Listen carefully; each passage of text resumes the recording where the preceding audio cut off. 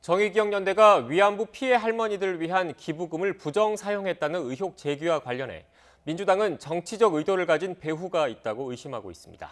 특히 더불어시민당 비례대표 공천 과정에서 탈락한 최용상 가자평화인권당 대표를 지목하고 있는데 최 대표는 YTN과의 인터뷰에서 민주당이 자신을 공천에서 배제한 이유가 바로 윤미향 당선인 때문이라고 밝힌 적이 있습니다. 보도에 나연수 기자입니다.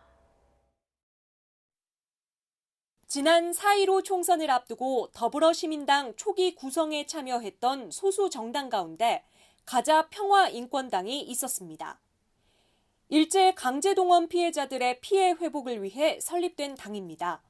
이 당의 최용상 공동대표는 비례대표 후보를 신청했는데 박근혜 전 대통령과 함께 찍힌 사진과 수요 집회 반대 활동 등이 논란이 된 이후 공천 과정에서 배제됐습니다. 최 대표는 이에 반발하며 더불어민주당을 맹비난했습니다. 지금 더불어민주당이 하는 형태는 일본 아베보다도 정말 더 나쁜 짓입니다. 이후 최용상 대표는 이용수 할머니의 기자회견에 등장합니다.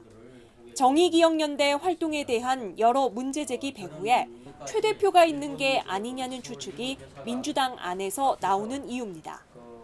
최 대표는 정치적인 이유 없이 할머니의 요청으로 기자회견을 도왔을 뿐이라고 선을 긋고 있습니다. 하지만 최 대표가 자신이 비례대표 공천에서 배제된 이유를 윤미향 당시 정의연 이사장 탓으로 생각했던 건 사실입니다. 공천에서 배제된 이후 YTN과의 통화에서 이 같은 불만을 토로한 적이 있습니다.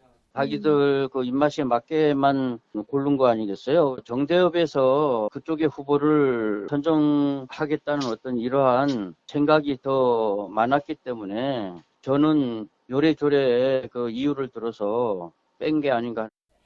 윤미향 당선인도 이용수 할머니와의 진실 공방은 피하되 최 대표 측과의 악연을 부각하는 모습입니다. 우리 그 수요실 하는 옆에서 계속 정대협을 공격해왔던 단체이기도 하고요. 새누리당 과거사 위원이기도 했고. 민주당 의원들이 이번 논란을 친일 세력의 공세로 규정한 데 이어 민주당은 아예 최 대표를 논란의 시작점으로 보고 있습니다. 비례대표 몫을 받았다가 여러 자격 검증 과정에서 그 배제되신 분의 문제 제기에서 시작이 된 걸로 알고 있습니다. 다만 정의기억연대 활동 논란을 정쟁으로 내보이려는 여당 행태에 대해 미래통합당과 미래한국당은 전형적인 물타기라고 비판하고 있습니다. 이번 논란에 대한 국민적 의구심은 정치의 영역이 아니라며 드러난 의혹에 소상히 해명하면 될 일이라고 촉구했습니다. YTN 나연수입니다.